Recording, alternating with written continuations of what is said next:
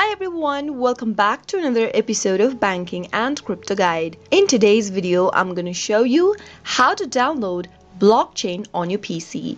Watch the tutorial till the end and don't forget to subscribe to our channel if you've not yet. Also press the notification bell icon so that you'll never miss another upcoming upload from us. To download blockchain application on your PC, you'll first need to download an Android emulator. Meanwhile, if you don't have any Android emulator, you can download the BlueStacks 10 Android emulator. If you don't know where to find it, go and open up a web browser. In the URL box, type in www.bluestacks.com and press enter on your keyboard.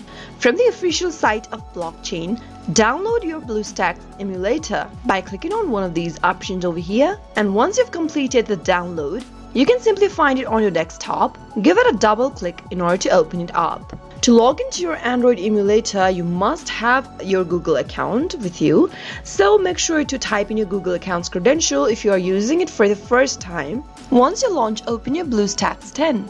Go and click on this Google Play Store button. Soon after you do that, you'll be able to open up Google Play. You'll need to enter your Google account's credential to get to this page. Simply enter the credentials, and if it is correct, you'll be able to log into your Google account. Go to the search bar at the top and type in blockchain and perform your search.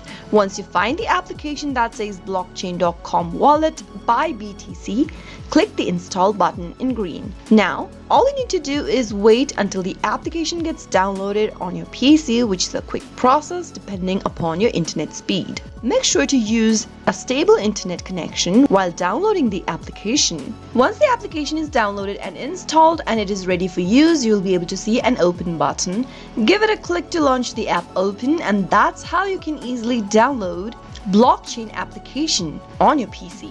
You'll be able to find the application in the home page of your Android emulator. I hope you found the video to be helpful. If it was, go ahead and give us a thumbs up.